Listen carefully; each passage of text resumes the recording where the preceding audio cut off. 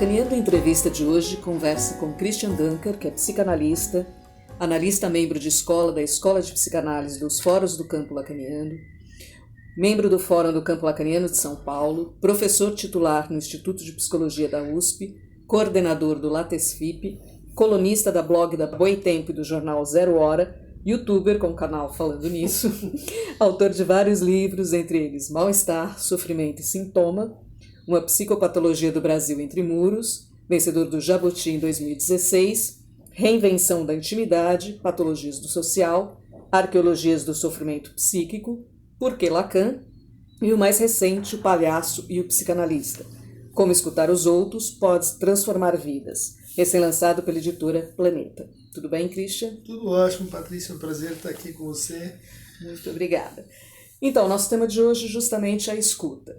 Então, te perguntaria, escutar é a premissa básica da clínica, mas nós podemos dizer que escutar, de forma geral, é uma arte? Qualquer pessoa pode escutar? Não só pode, como deve, e quando isso falta, as pessoas sofrem, né? As pessoas e as relações sofrem, como a gente está vendo isso acontecer, né? E que acho que tem uma primeira distinção entre escutar e ouvir. Ouvir é um fato que tem que ver com a sensorialidade, né? Por exemplo, a capacidade de ouvir também se desenvolve. Alguém capaz de escutar uma orquestra, alguém que é capaz de escutar sons e subtons, e tem um sentido do ouvido muito apurado. A escuta é algo que envolve a ouvir, mas que se refere ao campo do sentido, da significação, do significante, da poética. Né? Bom, como você deu um encontro com o Cláudio Tebas, falando agora do livro, né? E como surgiu a ideia do livro? Lembrando aqui, para quem não conhece o Tebas, que ele é educador, né? E eu acho que, na minha opinião, traz à escuta um certo refinamento, né? É verdade, o Tebas é um educador, mas ele é também um palhaço profissional, ele é um palhaço que tem uma experiência, nem todo mundo tem, que é da escuta na rua, né? Da intervenção na rua, intervenção com populações vulneráveis, querem hospital, querem pessoas que passam por tragédias ambientais. Ele tem um percurso muito longo com uma escuta de pessoas que, vamos dizer assim, não tem um enquadramento muito claro e muito específico. Então, nosso encontro ele foi no contexto de uma escola, né? Mas ele estava sobredeterminado por um entendimento de que havia um déficit cultural local de escuta, uma proliferação de monólogos, um acirramento de bolhas discursivas, e que era preciso fazer alguma coisa sobre isso, era preciso, sobretudo, exercitar a nossa capacidade de falar para além dos nossos condomínios, né? Então, quando a gente se encontrou, começou a vir esse desafio, se a gente conseguiria falar para um público maior, para um público não especialista, de uma maneira que fosse assim, lúdica, né? Isso foi gerando desafios que foi assim, engendrando oportunidades de estar junto, né? Então, cursos, depois oportunidades editoriais, um convite para a gente fazer o livro, e aí aconteceu o livro, né? E aí, depois do livro aconteceu o show, né? A gente faz uma invenção aí de brincar no palco, né? Para transmitir as ideias do livro num outro formato também. E como é para o psicanalista essa experiência nova? Essas palestras show, dessa coisa mais lúdica? Olha, a gente tem essa ideia de que, parodiando de médico e de louco, cada um tem um pouco, de psicanalista e palhaço, cada um tem um pedaço. Né? E que logo na nossa primeira apresentação veio uma ex-aluna do Tebas e que tinha estudado comigo também. Né? Então, ela vira para mim e fala assim: Cris, foi muito legal o show e tal, mas o Tebas é melhor psicanalista do que você, palhaço.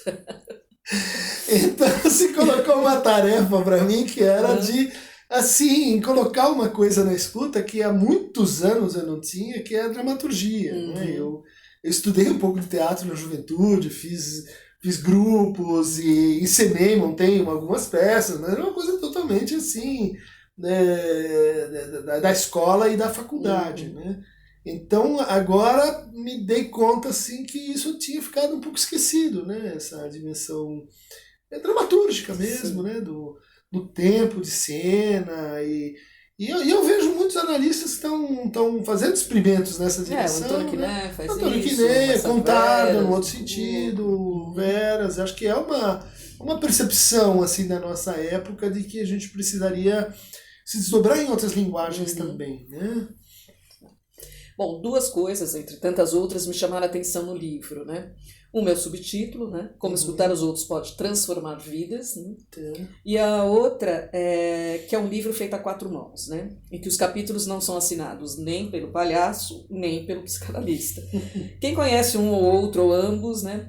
E o universo pelo qual vocês transitam, o estilo de escrita de cada um, pode minimamente rascar uma autoria, né? Isso foi proposital, que os capítulos não fossem assinados. Não, foi um experimento, né? Foi proposital e metódico.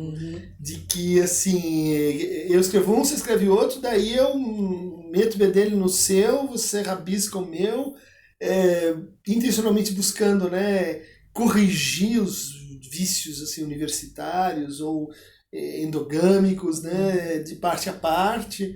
E isso é uma coisa que eu já fiz antes e que eu gosto muito, né? De realmente escrever a quatro mãos, não como para o trabalho universitário que cada um põe o nome e cada um faz uma parte. É realmente colocar-se dentro do texto do outro, alterar, né, a sua enunciação às vezes. E tinha um objetivo assim de tentar aproximar a forma de fazer o livro do seu conteúdo, né? Que é de como a gente pode compartilhar vozes, como a gente pode falar junto, como a gente pode se misturar e depois se separar e talvez tenha mais do que quatro mãos, né? Porque esse encontro ele se deu na escola da minha esposa, a Canandá Viva a Vida, e ela promoveu assim um certo casamento arranjado, né? Vai você, fala com ele, e fez o prefácio, né? Então era uma pessoa que estava assim circundando a feitura do livro, assim como a Vera Iaconelli, que escreveu o pós-fácil, que deu uma ajuda pra gente, uma pessoa muito querida. Então o livro ele tenta assim ter esse caráter mais inclusivo e é um modelo outro de autoria, né? Autoria mais fácil ou mais difícil do que um livro acadêmico? Mais divertido, mais divertido. Pena que a gente teve por contingências editoriais que acelerar ele muito do meio para o fim, né? Porque a gente estava fazendo ele de uma forma e depois que a gente tinha o contrato, né? Aí a gente tinha uma data, aí teve que mudar um pouco o ritmo de produção e você me conhece, nem sempre pude estar assim, com aquela dedicação que um trabalho assim às vezes exige, que não é sentar e fazer, né? É ficar em volta do uísque de madrugada, pensando, inventando coisas, né? Uma coisa que vem, você precisa ficar junto para a coisa vir, né? Então eu acho que a psicanálise precisa mais disso. Acho que a gente precisa mais disso e os palhaços têm muito que ensinar pra gente, né? Quanto tempo vocês levaram para escrever e tal? Um ano. Desde os primeiros encontros, assim, talvez 1 ano e meio contando o momento em que a gente estava se conhecendo, né? Se conhecendo, digo, no palco, nas ideias, se lendo, né? Um ano mesmo de redação. Certo. Bom, você é um psicanalista que se propõe a escutar o social, né? No livro Mal-Estar, Sofrimento e Sintoma, você traz a questão dos domínios, os ação. No Em Reinvenção da Intimidade, a questão do sofrimento psíquico e as modalidades de mal-estar. Produto que consolida aí 10 anos de pesquisas do Laboratório de Teoria Social, Filosofia e Psicanálise da Universidade de São Paulo. O palhaço e o psicanalista, entre outros temas, traz um capítulo que aborda a escuta das classes, né? De classes, gêneros, raças e outras diversidades. Se propor a escutar as diversidades exige uma escuta diferenciada?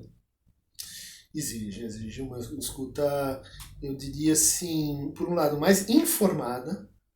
Tem coisas aí na diversidade, que elas chegam de forma diferencial para as posições sociais, né? Elas podem ter assim, avançado muito numa subcultura e nada em outra. Então a gente não deve olhar para a sociedade como um todo homogêneo. Ele tem subjetividades em vários tempos, em várias histórias, né? Então tem um tanto de informatividade, tem um tanto de exercício mesmo de sair de si, de escutar assim fora do lugar, de conseguir se destituir e renunciar ao exercício de poder. Tem uma série de coisas que assim a gente estava mais acostumado a localizar isso na escuta mais clínica da psicanálise, né? Então claro que tem gente que espontaneamente tem isso. Por exemplo, o Cláudio. Me parece um psicanalista assim, selvagem, no bom sentido. Né? Mas quando você não tem, você precisaria, o primeiro passo seria assim, reconhecer que isso não é uma coisa espontânea, que isso não é uma coisa assim que ou você veio com isso de dote, ou você não consegue melhorar. Precisa de um certo estudo, treino, prática. É como uma cultura, né? Como tocar um instrumento. Você precisa ficar em cima ali, tem as escalas, tem algumas dicas, tem alguns nortes que realmente a gente vê assim, faltar de forma muito elementar, né? Tem elementos de educação, elementos civilizatórios importantes para a escuta, né? Por exemplo, tem essa ideia do Kant, que uma sociedade global ela deveria poder evoluir a partir do que ela chamava de Tischgesellschaft, que é a sociedade da mesa. Como é que você fala na mesa? À mesa, né?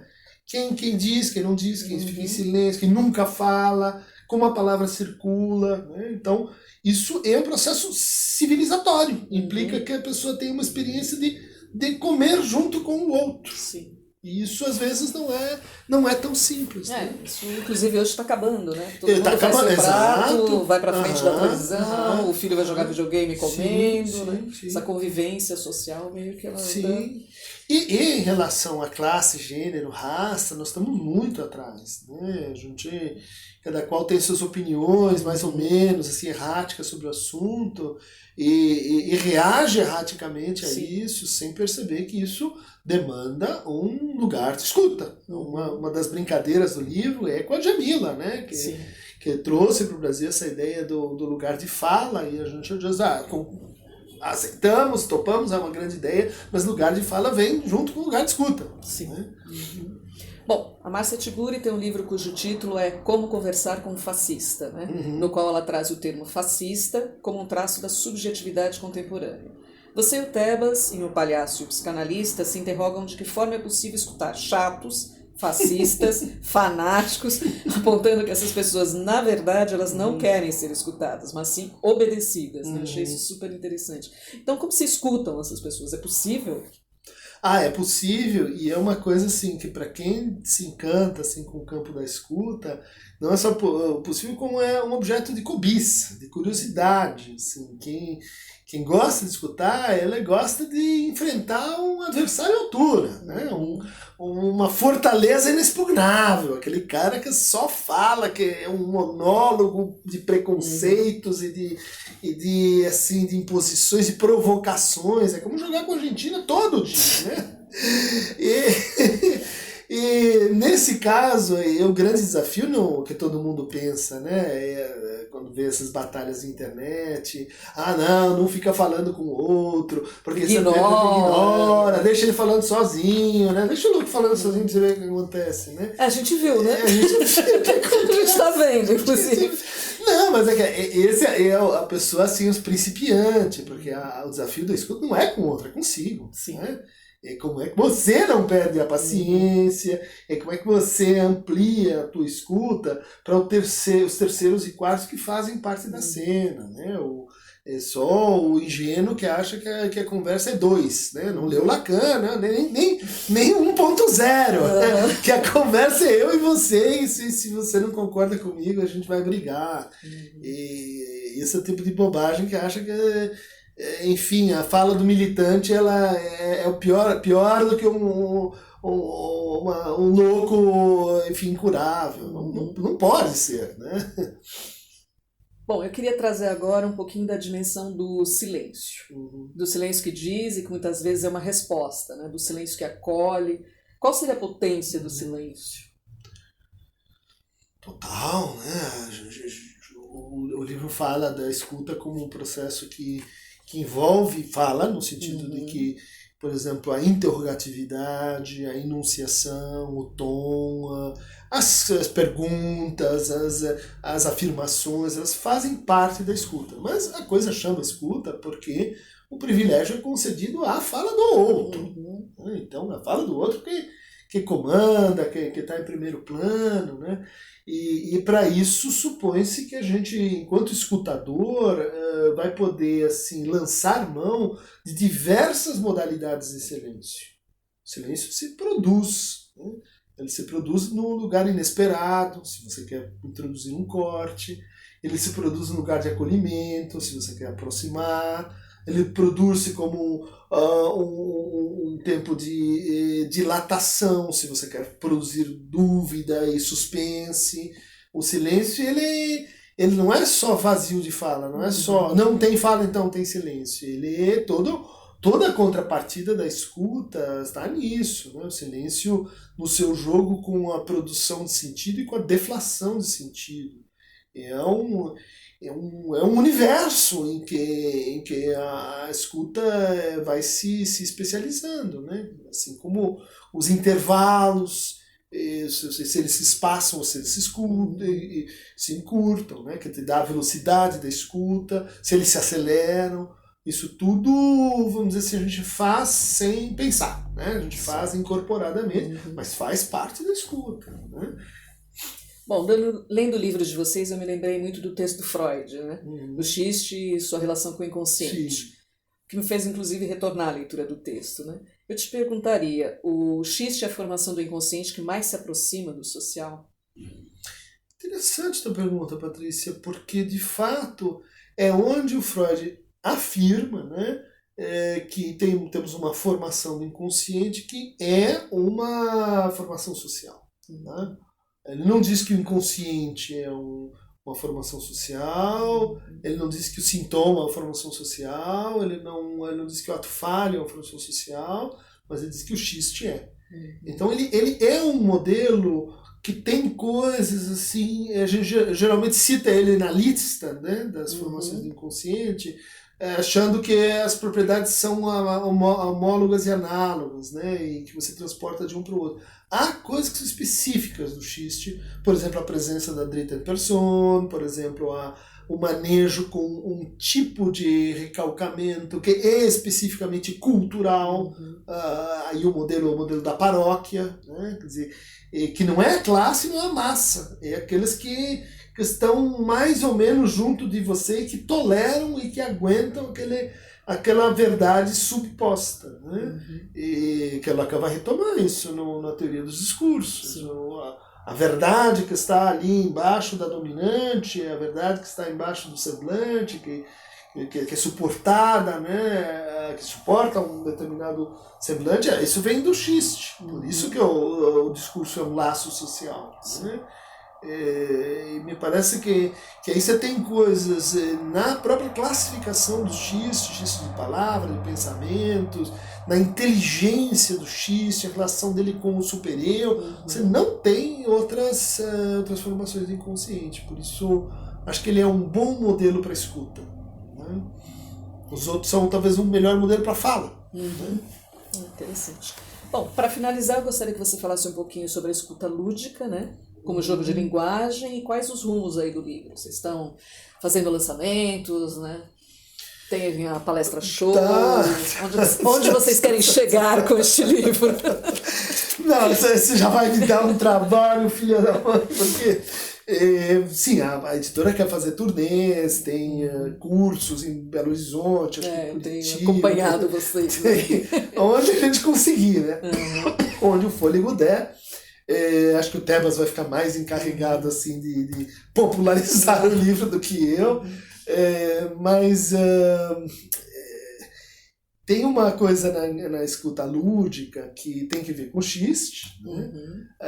Tem que ver com o processo do brincar, de tentar trazer para a psicanálise, especificamente a psicanálise lacaniana, um tanto a mais de brincadeira. Né? Eu tenho essa ideia de que a gente é excessivamente sério, ou era, está mudando rapidamente. Tem esse mito, né? Mas tem esse mito que não fala, né? Que não fala, mas assim, é arrogante, autocrático, tudo que é o oposto do brincar, né? Os winnicottianos não, também os outros, tem gente mais afetivos, mas mais brincalhões, né? E que eu acho que é uma imagem assim relativamente mal feita, uma imagem muito francesa, muito de como a gente olha para essa cultura e como a gente...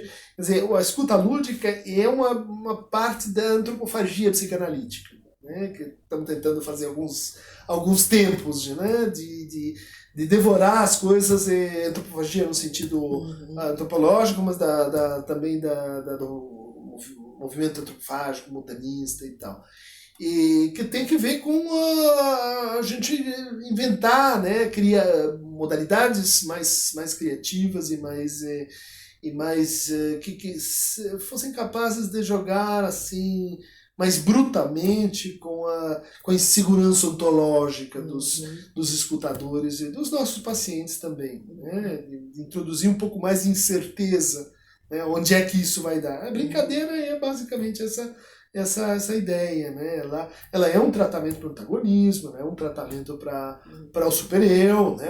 Via humor, ela é uma atividade, eu acho que a gente precisa talvez criar ou estender um pouco mais, né? O que seria um entendimento lacaniano do brincar, né?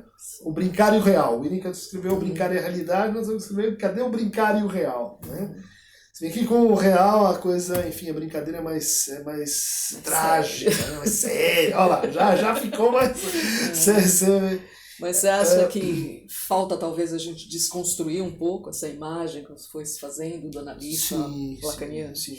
Uma coisa que eu acho assim curiosa é que quando a gente lançou o livro, alguns analistas disseram assim, a empatia não é um conceito psicanalítico.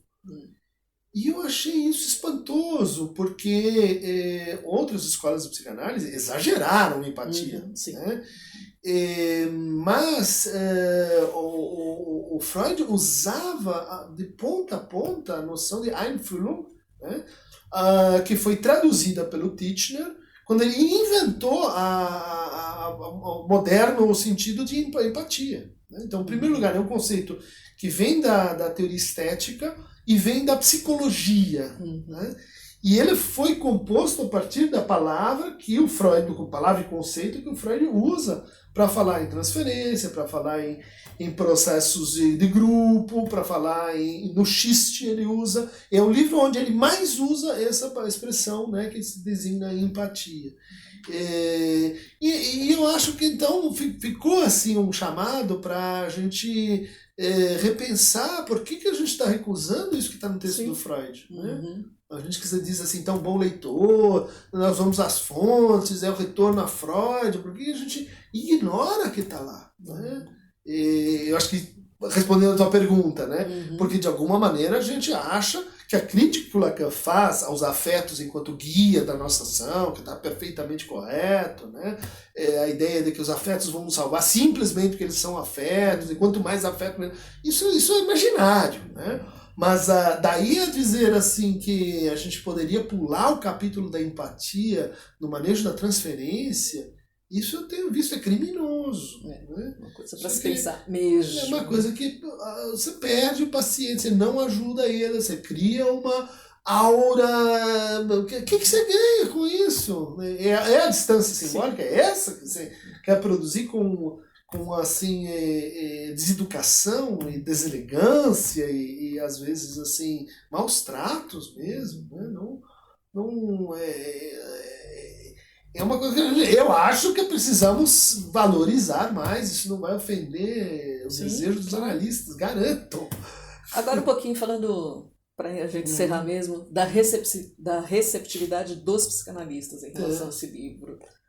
Você apontou isso que você percebeu? Sim, tem. Então, é dividida, né? Muita gente dizendo que é um livro contemporâneo, porque ele dá continuidade a esse movimento que a gente está vendo das clínicas públicas de psicanálise, das clínicas abertas de psicanálise, Praça Roosevelt, que é um movimento que talvez não esteja muito saliente, mas ele é capilar. Tem gente fazendo isso no interior do Paraná, Goiás, muitos lugares, né?